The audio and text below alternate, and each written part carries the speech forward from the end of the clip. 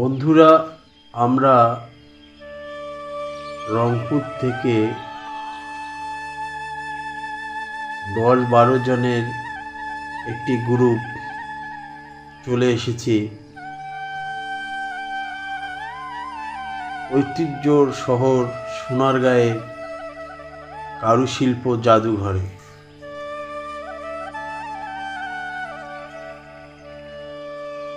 ঢাকার ব্যস্ততা পেরিয়ে মাত্র 1 ঘন্টার পথ, আর এখানেই যেন লুকিয়ে আছে বাংলার পুরনো দিনের সৌন্দর্য।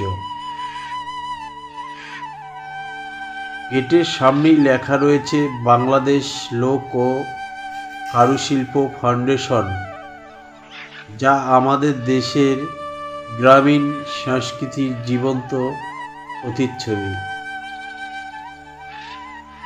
গেটে প্রবেশের সময় প্রতি টিকিটের মূল্য স্থানীয় দর্শনার্থীদের জন্য 100 টাকা আর বিদেশি বন্ধুদের জন্য 200 টাকা।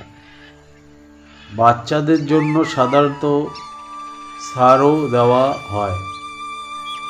টিকিট কাটার পরেই চোখে পড়বে সুন্দর ফুলে ভরা বাগান, পাশে বড় একটি পুকুর, আর তার ওপারে ঐতিহ্যবাহী বড় সর্দার বাড়ি, যা বর্তমানে এই জাদুঘরের মূল ভবন হিসাবে ব্যবহৃত হয়।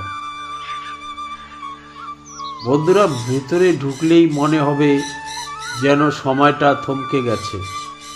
দেওয়ালে টাঙ্গানো পুরনো দিনের নকশা, তামা পিতলের হস্তশিল্প, নকশি কাঁথা মাটির পাত্র, পালকির অলঙ্কার, আর সেই সঙ্গে বাংলাদেশের গ্রামীণ জীবনের হাজার বছরের ঐতিহ্যর গল্প। বন্ধুরা, এখানে ঘুরে বেড়াতে বেড়াতে আপনি অনুভব করবেন সেই সোনালি দিনের সৌরভ, যখন বাংলার কারিগরেরা তাদের হাতেই তৈরি করতেন দারুণ সব শিল্পকর্ম। জয়নুল আবেদিন স্যার 1975 সালে এই ফাউন্ডেশন প্রতিষ্ঠাতা করেন।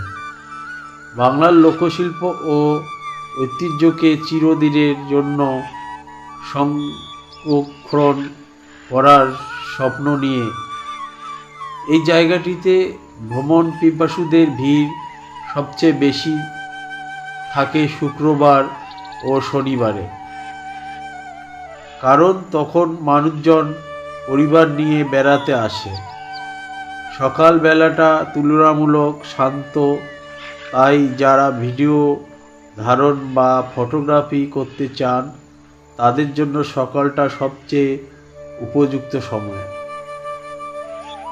বন্ধুরা, গ্রীষ্মকালে এখানে খোলা থাকে সকাল 10টা থেকে সন্ধ্যা 6টা পর্যন্ত, আর শীতকালে সকাল 9টা থেকে বিকেল 5টা পর্যন্ত।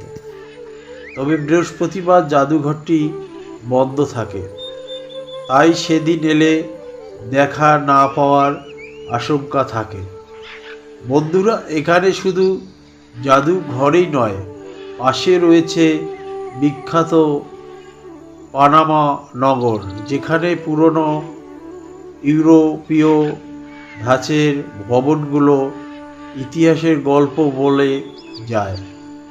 জাদুঘর দেখা শেষে সেখানে গেলে ভ্রমণটা আরও সম্পূর্ণ হয়ে যায়।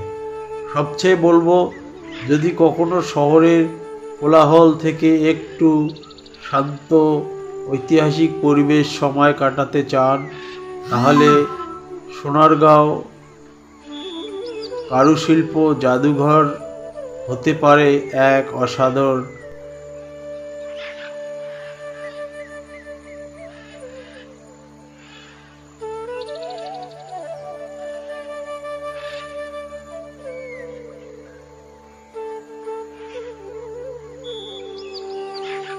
বন্ধুরা, সোনারগাঁও কারুশিল্প জাদুঘর বাংলাদেশ লোক কারুশিল্প ফাউন্ডেশন থেকে পানাম নগরের দূরত্ব খুবই কম, মাত্র 5 থেকে 7 মিনিটের পথ।